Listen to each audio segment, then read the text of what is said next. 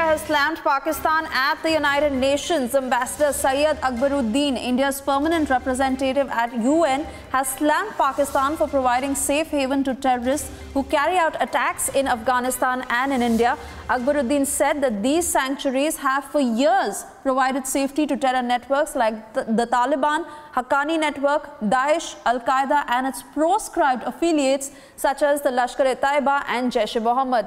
Let's listen in to what had happened. These offensives are planned and launched by those who are harbored in safe havens in the neighborhood of Afghanistan. These sanctuaries have for years provided safety for the dark agendas of ideologically and operationally fused terror networks like the Taliban, the Haqqani network, Daesh, Al-Qaeda, and its proscribed affiliates such as the Lashkar-e-Taiba and the Jaish-e-Mohammed. The agendas of these organizations draw financial sustenance not only from extortion and forced levies and taxes, but also benefit significantly from criminal networks operating drug cartels and stealing Afghanistan's natural resources.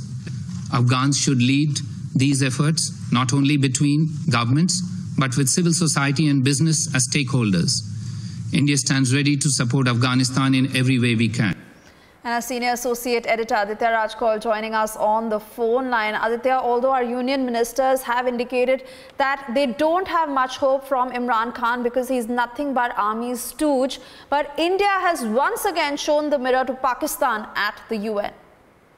Absolutely. It's another embarrassment coming in for Pakistan at the world stage, even as the isolation of the terror-sponsoring state continues.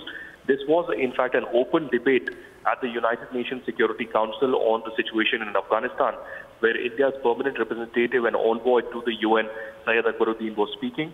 And Ambassador Akbaruddin highlighted the plight of the Afghans at a time when the security situation was at its worst in the run-up to the elections, and also how in its neighborhood there is a safe haven and sanctuaries being provided to terror groups like the Taliban, Haqqani network, and groups like Lashkar-e-Taiba and Jaish-e-Mohammed as well. So without naming Pakistan, it's amply clear, not just to India and Afghanistan, but the world community, that who has been unleashing this state-sponsored terror. So at the United Nations, yet again, India asking the world to realize the consequences of this state-sponsored terror and act diplomatically and other ways to, in fact, let Pakistan realize that terror cannot be used as a statecraft or a state foreign policy against India and Afghanistan, and enough blood has already been spilled, and it's time that the global community realizes and unites against such kind of terror. Absolutely, Aditya, and thank you for joining us on the phone line.